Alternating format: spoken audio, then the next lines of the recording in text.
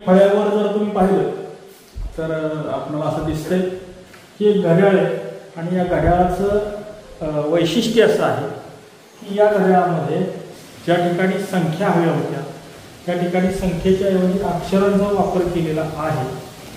असं पाहिल्यानंतर तुमच्या निश्चितपणे लक्षात आलं असेल की हे काय आहे, तर हो तुम्हाला जे वाटलं तेच आहे, म्हणजे याला रोमन संख्या चिन्हे असं म्हणतात। आणि म्हणून आज आपण रोमन संख्या चिन्हे याचा वापर किंवा रोमन संख्या चिन्हे याच्याबद्दलची अधिकची माहिती या ठिकाणी आपण आजच्या पाठात या ठिकाणी घेणार आहोत। प्रथमतः मी आपल्या सर्वांचं स्वागत करतो आणि आजचा जो घटक आहे तो घटक इयत्ता 5वीच्या पूर्व माध्यमिक शिष्यवृत्ती परीक्षा, जवाहर नवोदय विद्यालय प्रवेश परीक्षा, त्याचबरोबर सैनिक स्कूल प्रवेश परीक्षा या परीक्षांसाठी अतिशय उपयुक्त असणारा असा हा घटक आणि जो पहिल्याच स्थानी आहे, ज्याचा भारांश जर पाहिला तर 2, 4, 6 गुणावर आधारित असा असणारा हा घटक आहे। आणि म्हणून खास आज तो घटक त्याचं मार्गदर्शन आपणाला थोडक्यात या ठिकाणी करावं अशा प्रकारची ही संकल्पना आहे।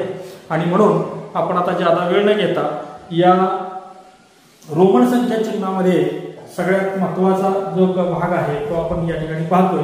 आपण पाहिलं की या ठिकाणी जे घड्याळ आहे फलकावर, या घड्याळामध्ये साधारणपणे अंकांच्या ऐवजी काही अक्षरांचा वापर केला आहे आणि हे अक्षर म्हणजे अगोदर सांगितल्याप्रमाणे हे रोमन संख्या चिन्ह याला असं म्हटलं जातं।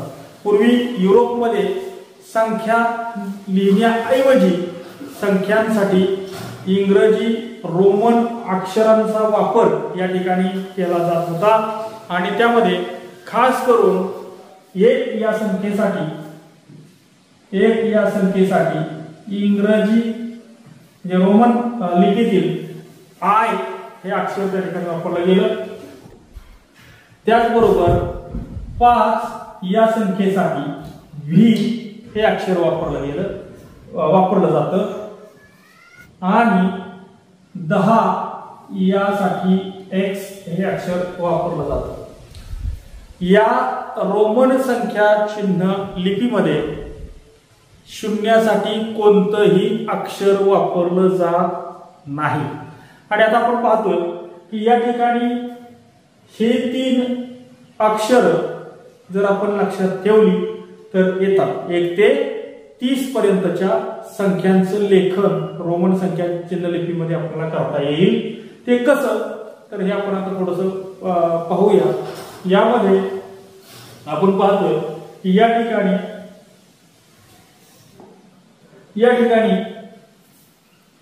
1 साठी आय, 5 साठी व्ही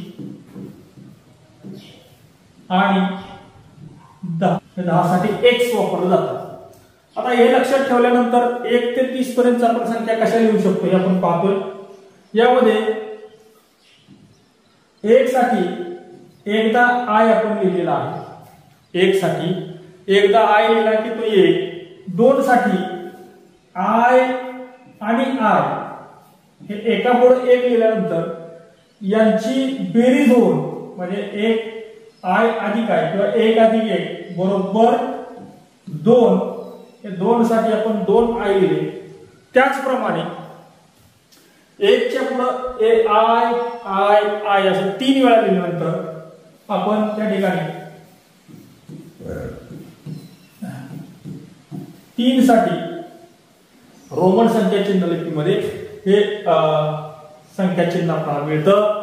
त्याचबरोबर 4 साठी आता काय लिहायचं, तर त्यासाठी एक नियम आहे। याच्यामध्ये रोमन संख्या चिन्ह लिहित असताना गणितीय नियम असा सांगतो की आय किंवा हे जे चिन्ह आहे किंवा हे जे अक्षर आहे हे जास्तीत जास्त तुम्हाला 3च वेळा लिहिता येऊ शकतं।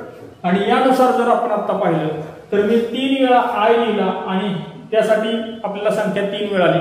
आता 4 मला लिहायचंय, तर 4 लिहिण्याच्या अगोदर जो बेस या ठिकाणी आहे तो 5 आहे तो 5 मला कसा लिहायचा हा माहिती आहे आणि म्हणून मी पहिल्यांदा 5 या ठिकाणी लिहून घेतलं. आणि आता आपण मगाशी जसं पाहिलं की एक आयच्या पुढे दुसरा आय लिहिला, त्याच्या पुढे तिसरा लिहिला की त्यांची बेरीज होऊन त्या ठिकाणी 3 हा अंक किंवा 3 ही संख्या आपल्याला मिळाली. त्याचबरोबर आता आपल्याला 4 जर मिळवायचं असेल तर 4 वेळा आपण आय लिहू शकत नाही. मग 4 वेळा आय नाही लिहायचा तर 4 लिहायचं कसं, तर त्यासाठी जसा हा पर्याय या ठिकाणी आपण पाहिला की इकडे गेल्यानंतर यांची बेरीज झाली. मात्र या व्हीच्या अलीकडं या ठिकाणी जर आय मी लिहिला तर व्ही म्हणजे 5 आणि आय म्हणजे 1, तर 5 मधून 1 गेल्यानंतर त्या ठिकाणी उरतं काय तर ते 4 आणि म्हणून 4 साठी हे संख्याचिन्ह आपल्याला मिळालं. म्हणजे 1 साठी 1 आय, 2 साठी 2 आय, 3 साठी 3 आय लिहिलेली, 4 साठी व्ही अक्षर आणि त्याच्या अगोदर म्हणजे 1 कमी करण्यासाठी तो 1 अगोदर लिहिला आणि इथं 5 साठी व्ही आहे. आता 6 मला लिहायचंय तर याच नियमाप्रमाणे मी पहिल्यांदा व्ही लिहिला आणि त्याच्या पुढे 1 आय लिहिला की इथं 6 ही संख्या मला मिळालेली आहे. त्याचबरोबर 7 ला मी व्हीच्या पुढे 2दा आय लिहू शकतो. या नियमानुसार मी 2दा आय लिहिला आणि इथं 5, 6 आणि 7 ही संख्या मला मिळाली, ह्या संख्या मिळाली. त्याचबरोबर 8 साठी सुद्धा या ठिकाणी मी व्ही आणि 3 वेळा आय लिहू शकतो आणि यानुसार मला 8 ही संख्या या ठिकाणी मिळालेली आहे. आता पुढं ज्यावेळी मला 9 लिहायचंय, आता इथं सुद्धा अडचण एकच झाली, जो नियम मी तुम्हाला मागे सांगितला की आय हे एकावर एक 3च वेळा आपण लिहू शकतो. म्हणजे याच्यामध्ये एक आणखी लक्षात ठेवा अधिकची माहिती, आय जसं आपण 3 वेळा लिहू शकतो एकावर एक, त्याचप्रमाणे आपण एक्स सुद्धा जास्तीत जास्त 3 वेळा लिहू शकतो. मात्र व्ही हे फक्त आपल्याला एकदाच लिहिता येतं. व्ही व्ही व्ही हे आपण लिहू शकत नाही. व्ही व्ही व्ही हे 3 वेळा आपण लिहू शकत नाही, हे ध्यानात ठेवा. त्यानंतर आता मला 9 लिहायचंय तर 9चा बेस जसा मी 4 लिहिताना 5 चा अक्षर मी पहिल्यांदा मांडून घेतलं आणि त्यातून 1 कमी केला.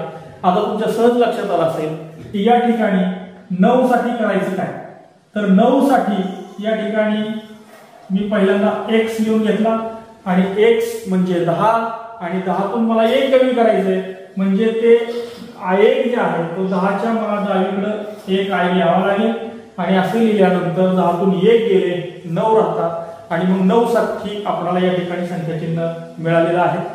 त्यानंतर पुन्हा 10चं आपल्याला सगळ्यांना ज्ञात आहे, 10 साठी x हे अक्षर वापरलं जातं.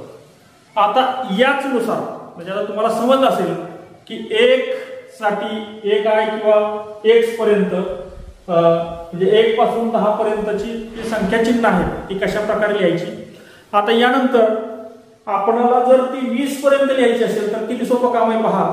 तर आता या प्रत्येकाच्या पुढं मी 10 लिहिलं म्हणजे x लिहिला की या ठिकाणी मला 11 मिळेल, इथं 11, इथं x लिहिला की हे 12 झालं, इथं x म्हणजे 10, 10 आणि 3 13 झाले, इथं मी x लिहिला की 10 आणि 4 14 झाले, इथं मी x लिहिला की 10 आणि 5 15 झाले, इथं मी x लिहिला की 10 आणि 6 16 झाले, इथं मी x लिहिला की 10 आणि 7 17 झाले, इथं मी x लिहिला की 10 आणि 8 18 झाले, इथं मी x लिहिला की 10 आणि 9 19 झाले आणि इथं मी x लिहिला तर 10 आणि 10 20.